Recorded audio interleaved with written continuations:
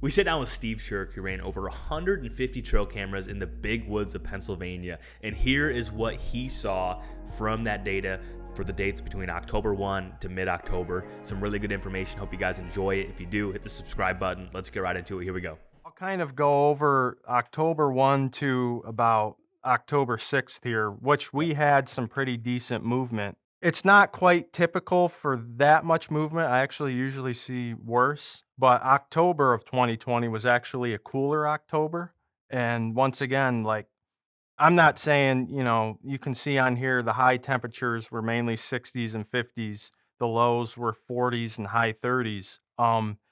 Generally what you see is it's not like you're not going to have great movement, but just cooler weather, you're going to have better hunting. If we would have had 60 to 80 degree temperatures, those numbers would have went way down, and that's my whole point. Like, I mean, yeah, deer have to move every day at a certain point to survive, but it's temperature, I'm telling you, is such a huge factor towards deer movement, and that's kind of why you see that spike here in movement, because we had just a little bit of a cold spell there. And then going into, we had on the 7th, it warmed up a little bit here. We actually, out of 100 some cameras, had 0 daytime pictures. You look at the 8th, we had a 13 to 15 degree temperature drop, have another spike in movement. Um, I won't go through I'm not gonna go through every Sure. week or day through October. I think that kinda explains early October. One thing I will say too is an early October cold front, in my opinion, and just going over, my data, they're good, don't get me wrong, you should be hunting them, but they don't produce as much activity as what you'll see in a October 25th cold front. We gotta be hunting these days, but it's not like, any cold front at any time of year, it's just phenomenal. It's all based on time of the year. Um, I think we should go to around October 15th here. And what you'll see here is we had another dead day. This, you can see, 69 degrees was the high, 46 was the low, 0 pictures out of 100 some cameras. All of a sudden, we get that 20-degree temperature drop, and you can see another spike in activity there. Um, what I will say too is you're going to look through some of this data and be like, for instance, on October 16th, we had 49 degrees and a low of 31, but we only had 3 photos. But it also depends on, like, this high and low temperature is not the daytime temperature. Like, you might see that weather change happen at night. So really, that daytime activity is not going to be till the next day. You can somewhat, I will say, we can somewhat compare October 2021 to 2020, and actually we had way less movement this past season, but if you look at the temperature, it's basically averaging probably high 60s, low 70s through most of that early period, and way less activity. Um, and that's just once again, it goes to show, those deer got their winter coats on. It's 70s, some days, mid 70s or warmer, they're just bogged down. You're not gonna get as much daytime activity. It's also, once again, like, this is where I disagree with some GPS studies, is inside of their bedroom, they are moving around. He's feeding, and then he's laying down at 50 yards. Like, there's movement all day.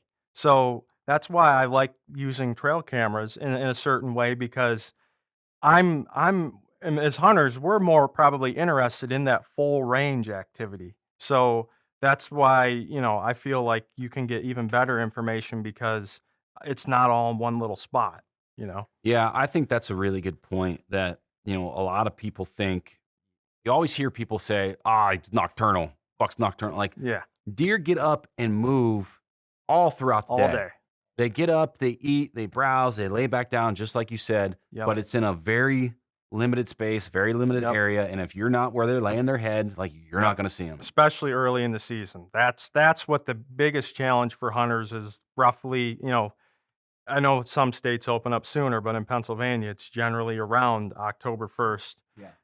That if you're not tight to that bed that time of year till roughly the 15th, you're not gonna see a buck. Well, I think that's why, like when you start looking at GPS studies and the trail camera data you have here, why this is more valuable, because these cameras are probably in locations where they're accessible to a place where you could either have a stand or you can set a stand up and have a hunting opportunity there. Yep. Not necessarily going by like the GPS movements. That's why this stuff is so important. Yeah. Deer's got to be, my cameras aren't all in one little spot. So when we see a spiking on our cameras certain days, that's why I feel like this is tremendously valuable information, because it's covering such a wide area of movement. So we talked about the average temperatures from that span.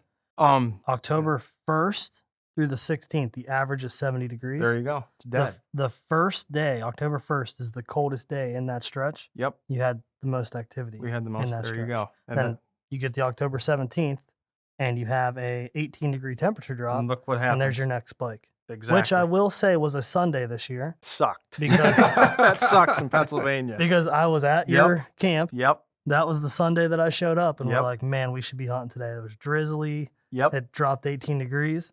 The next morning, I did get a shot opportunity at a deer. And even though it started to warm up a little bit, those bucks were almost waiting for that first mid-October cold front, and then, then they started to go off. I left the 19th. I didn't hunt that day because we were like, it's going to be too warm. Yep, but we still had decent activity that day, even day. though it was in the 60s.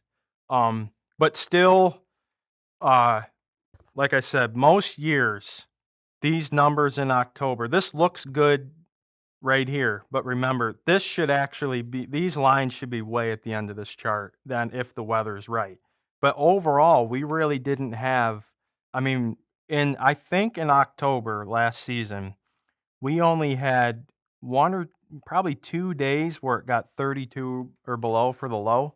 Those low temperatures, I'm telling you, have such a vital impact on deer movement. Hope you guys enjoyed this video. If you want to support what we're doing here at Exodus, be sure to hit the subscribe button or head to our website, exodusoutdoorgear.com, and use the code WHITETAIL to save 10% off our entire site for a limited time. You can save 10% on the Exodus Render, a Verizon 4G LTE camera backed by our 5-year no BS warranty, or our brand new Exodus MMT arrows, which are tailor built to your hunting specs. Be sure to check that out on our website. Until next time, see ya.